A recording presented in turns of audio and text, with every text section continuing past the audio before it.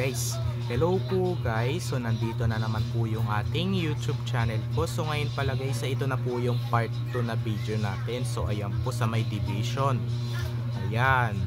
So ngayon pala guys, ay ito na sa number 3 na tayo guys. Number 3. So ito. So 264 divided by 6. So kasi yung sa part 1 kong video, ito yung sinagot natin, dalawa na. So ito.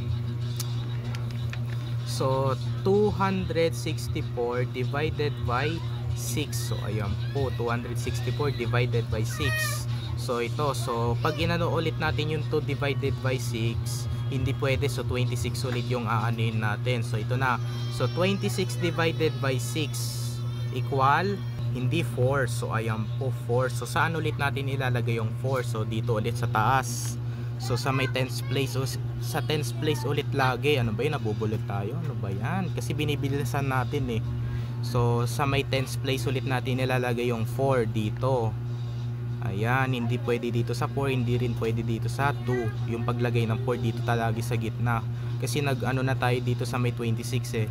Ayan, so pagkatapos yan guys ay multiplication naman. Ayan, so 4 times 6. So ayan po, 4 times 6 equal, hindi 24. So ayan po, so saan ulit natin ilalagay yung 24? Dito. So ayan po sa may dalawa, dyan sa may 2 at saka sa 6. So yung 4 i-bring down na lang natin mamaya. So pagkatapos natin ilagay yung 24. So 24 yung ating sagot. So ayan po, 24. So tsaka i-subtract naman natin ulit. So ayan po. So ito na. So 26 minus 24. So ayan po, 26 minus 24 equals, hindi 2. So ayan po, 2 yung ating sagot. So ilalagay natin dito yung 2. So ayan po, 2 dito.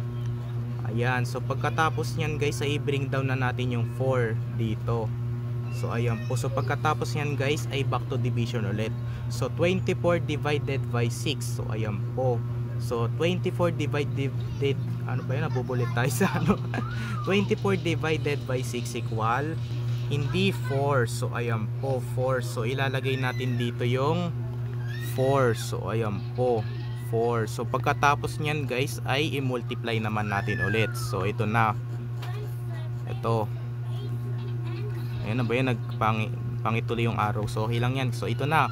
So 4 times 6. So 4 times 6 equal 24 ulit. So ayan po. So isulat na natin dito yung 24.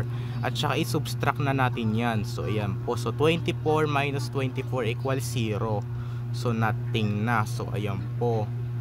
Ito na, ang tamang sagot na natin ngayon ay 44. So ito na. So 264 divided by 6 equal 44. So ayan po. Okay na yan. Bye. So ayan po guys. So dito na lang po tatapusin ang ating video vlog guys. So i-like and share and subscribe mo ko guys, para lagi kayo updated sa susunod kong video na in-upload. Bye! Yun lang.